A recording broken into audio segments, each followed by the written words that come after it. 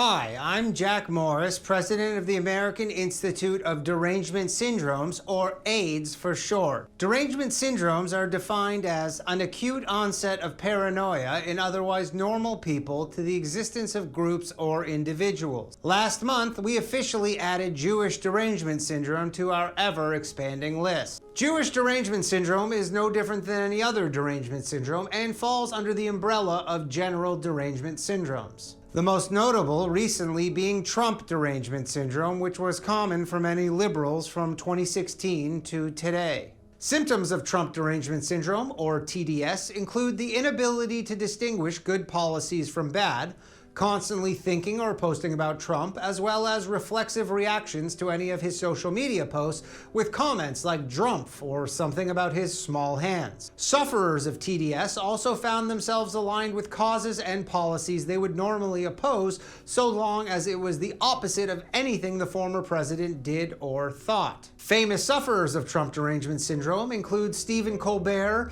Rosie O'Donnell, and of course, the worst sufferer of this affliction, Keith Olbermann. Derangement syndromes can be very serious. However, the symptoms of all of them are generally very similar. Telltale signs that someone suffers from Jewish derangement syndrome, or JDS, include commenting on any post from a Jewish or suspected Jewish person with "Are you Jewish?" or "You're Jewish." Constantly posting, "They always call you anti-Semite but never a liar" below made-up posts, and many other similar NPC-like comments. Replying to completely unrelated things with comments about Jews. Paranoia that people might be secretly Jewish. Non-stop research about Jews. Constant posts about Jews. Thinking about Jews daily or even hourly. Seeing Jews everywhere even when they aren't around. Caring about the Israel-Palestine conflict but being disinterested in any other foreign wars. Believing all problems in your life are a result of Jews. Crying while watching Schindler's List, but only because the bad guys lost. Knowing more than any Jew about the Talmud. Having no other hobbies.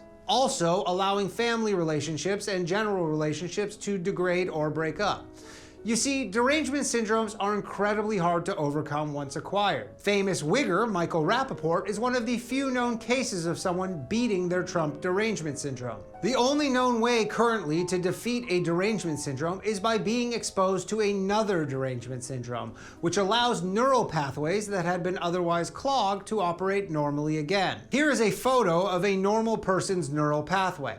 Now, contrast that to a recent brain scan showing Keith Olbermann's neural pathways to demonstrate just how bad it is. Michael Rapaport's would likely have looked very similar to this one prior to October 7th. And finally, the neural pathway of someone suffering from Jewish derangement syndrome.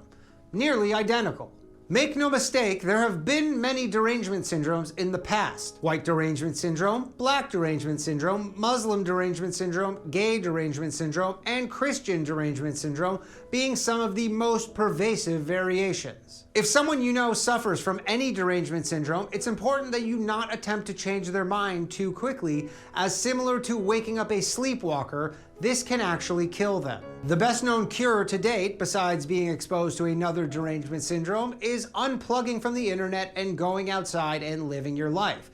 However, this won't be possible for a majority of sufferers, as too many things will trigger them and remind them of their affliction. And most importantly, do not send this video to anyone suffering from a derangement syndrome, as it could enrage them to a point of no return. If you'd like to learn more about derangement syndromes and signs to look out for, head on over to www.areyouderanged.com.